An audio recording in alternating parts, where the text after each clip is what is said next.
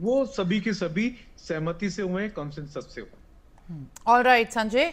Well, on that note, I'll request you to kindly stay on, as what we are learning further is that, according to the sources, discussions with the Rashtriya Swamsevak Sangh on the next BJP's president is underway. This is what we are learning, and of course, as the top decisions for the party are always taken in consideration and discussions with the RSS chief and their top brass leaders as well.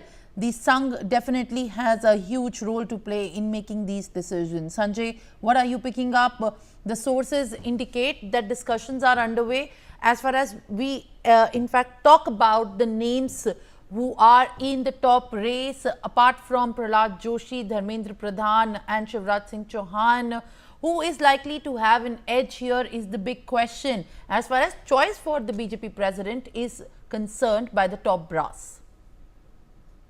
देखिए, BJP का national president कभी भी बिना RSS की सहमति के नहीं बनता है।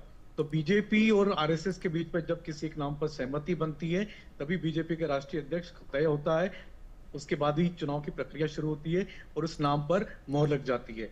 तो ये जो प्रक्रिया जो लिखी जो चल रही है, इसमें जो डिले हुआ उसकी सबसे बड़ी वजह एक यही रही है।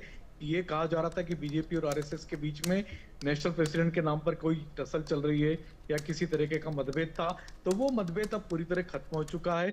ऑपरेशन सिंदूर के बाद में, ऑपरेशन सिंदूर के बीच में ही बीजेपी और आरएसएस के बीच में कई सारी ऐसे डेवलपमेंट हुए कि उसमें लगा कि आरएसएस ने बीजेपी के साथ में जो भी नाम बीजेपी तय करेगी उस पर कॉन्सेंसस बनाने की प्रक्रिया शुरू कर दी है। तो बीजेपी की तरफ से जो 4 से 5 नाम सामने आए हैं, जिनमें धर्मेंद्र प्रधान, मनोहर लाल खट्टर, भूपेंद्र यादव, प्रहलाद जोशी, शिवराज सिंह चौहान, तो इन नामों पर विचार करना शुरू कर दिया है।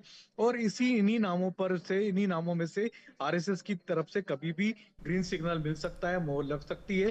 तो जैसे ही मोहर लग जाएगी, वैसे ही कुछ प्रदेश अध्यक्षों के नामों की घोषणा हो जाएगी और नेशनल प्रेसिडेंट की इलेक्शन का program release ho jaye. All right, Sanjay. In fact, more details are coming forward, and according to the constitution of the BJP, it is mandatory to have organizational elections in more than half of the states.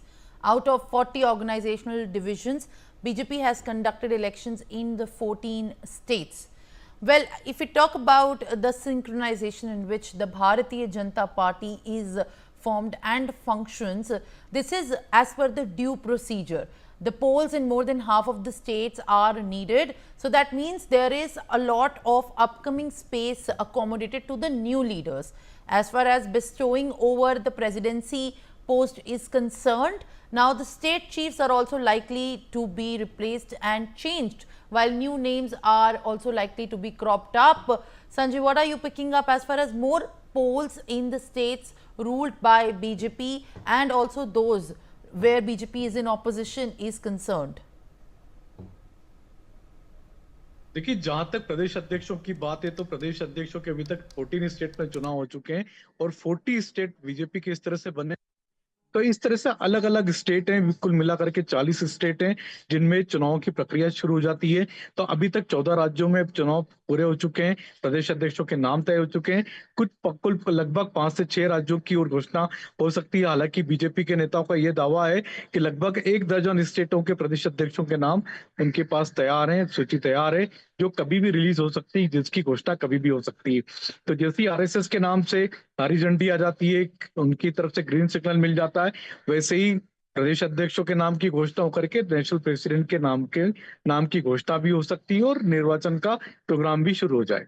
All right, Sanjay. In fact, more details are also now cropping up with this development that has emerged, and discussions with RSS is underway.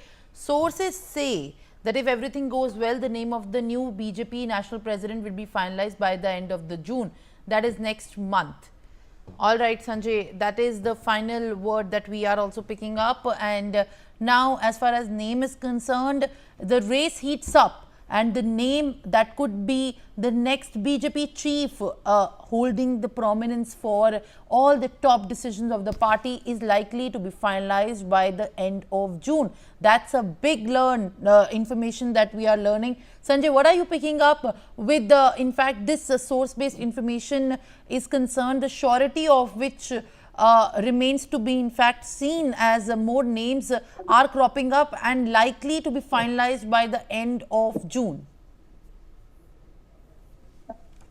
देखिए, BJP का जो constitution है, संविधान है, उसके हिसाब से लगभग 2 हफ्ते यानी कि 14 डेज का नोटिस देना पड़ता है जब भी अगर इलेक्शन की प्रोसेस चालू होती है। तो अगर इलेक्शन की प्रोसेस शुरू हो जाएगी तो 14 से 15 दिन के बीच में 14 से 15 दिन के भीतर बीजेपी का नया राष्ट्रीय अध्यक्ष का नाम तय हो जाएगा। तो ये ऐसा लगता है कि अगर जून के फर्स्ट वीक में किसी तरीके की प्रक्रिया चालू होती है, नॉमिनेशन की प्रोसेस शुरू होती है, तो फिर जून एंड तक बीजेपी के नया राष्ट्रीय अध्यक्ष बीजेपी को मिल सकता है। लेकिन ये अभी देखना होगा कि क्या प्रोसेस शुरू हो पाएगा, क्योंकि लगातार इसमें डिले होता जा रहा है। 2023 में जेपी नड्डा अपना कार्यकाल पूरा कर चुके, लेकिन उसके बाद से लगातार कुछ न कुछ मौके ऐसे मिलते जा रहे हैं कि लगातार उनका टेन्योर बढ़ता जा रहा है, बढ़ाया जा रहा है। पहले 2024 के लोकसभा चुनाव तक बढ़ाया गया, बाद में दिल्ली विधानसभा चुनाव तक बढ़ाया गया, और फिर उसके बीच में बाद में फिर कभी बीच में ऑपरेशन सिंदूर आ जाता है, कभी कोई और वजह आ जाती है। तो उनका टेन्योर लगातार बढ़ रहा है। तो ये देखना है कि पहले प्रोसेस कब शुरू होता है। प्रोसेस शुरू होता है तो 15 दिन के भीतर यानी 2 हफ्ते के भीतर नया राष्ट्रीय अध्यक्ष बीजेपी को मिल जाएगा। Thank you very much, Sanjay, for sharing more details and adding information. Now, viewers, let's shift our focus to other developments.